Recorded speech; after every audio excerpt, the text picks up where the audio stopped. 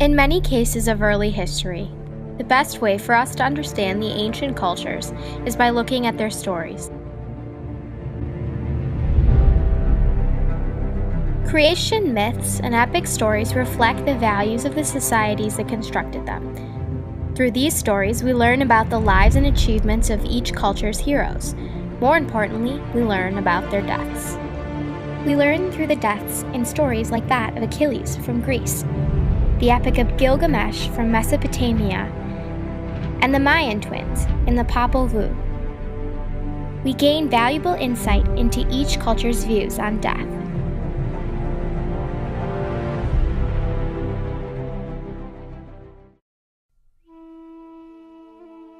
Achilles, the hero of the Trojan War, was confronted with the choice between glory and immortality. In the Iliad, Achilles says after being informed by his mother Thetis of war, "If on the one hand I remain to fight around Troy town, I lose all hope of home, but gain unfading glory. On the other, if I sail back to my own land, my glory fails, but a long life lies ahead of me." Meaning, he may fight at Troy and die young, gaining fame, or he may live a life of obscurity, but leave behind no lasting memory of achievement. The typical Greek hero knew with certainty that to win honor, one must risk, and in most cases, forfeit his life. Between these choices, Achilles was initially more inclined to live out his days in obscurity. However, when his most trusted friend, Patroclus, was slain by Hector in battle, Achilles was infuriated and driven into action despite the threat of death. He says in Book 18, "I must reject this life, my heart tells me, reject the world of men. If Hector does not feel my battering spear, tear the life out of him, making him pay in his own blood for the slaughter of Patroclus."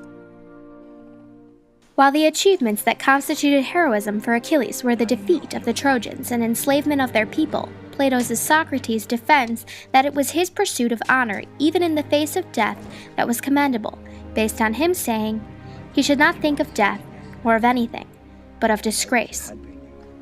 In the world of the Greeks, death was the gateway to everlasting immortality and fame. You won't have eyes tonight. You won't have ears or a tongue. The Epic of Gilgamesh from the Mesopotamian civilization is one of the earliest examples of imaginative literature in history. This epic, full of journeys and adventures, is said to be based off Gilgamesh, the king of Uruk, around 2700 BCE. He and his companion Enkidu make possibly the greatest friendship ever as they slay beasts to gain glory. Their relationship is tested when Enkidu falls sick after one of their many adventures. He is plagued by horrible dreams and tells Gilgamesh of the afterworld that he journeys through while he sleeps. Gilgamesh is horrified by these dreams and cannot reconcile with them even when Enkidu passes into the world he has described. Gilgamesh is pushed into an obsession with the afterworld and finding his own immortality. He searches for Utnapishtim, a man who was granted immortality by the gods, only to realize the gods will not grant such a wish again. As a last attempt to avoid the inevitable afterlife, Gilgamesh dives to the bottom of the sea to retrieve a plant to make him immortal, but it is eaten by a snake. He is horrified as he realizes death is inescapable. Gilgamesh goes to all lengths in an attempt to escape death. He fears the underworld not only because of Enkidu's description, but because Mesopotamian culture had no standard belief of what came after death. Gilgamesh, like many others of his culture, feared death because it was the unknown.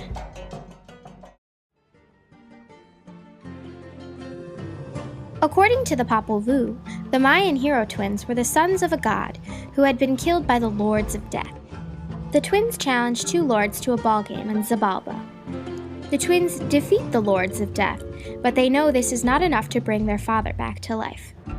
The twins sacrificed each other, then resurrected each other, impressing the Lords of Death. The Lords of Death then asked to be sacrificed and resurrected as well. The Popol Vuh says of the incident, "Do it to us. Sacrifice us," they said therefore. "The same way, sacrifice us," they said therefore. So the twins sacrificed two of the Lords of Death, but refused to bring either of them back to life. The Lords knew they had been defeated. and the hero twins were able to resurrect their father. This portion of the hero twins story shows the glorified nature of death in the Mayan culture. The hero twins achieved their goals through sacrifice, making death seem positive in the eyes of the Mayans. The twins are then rewarded for their efforts and become the sun and the moon. We have explored the ancient tales of each culture and seen how death has motivated each hero in the actions they take.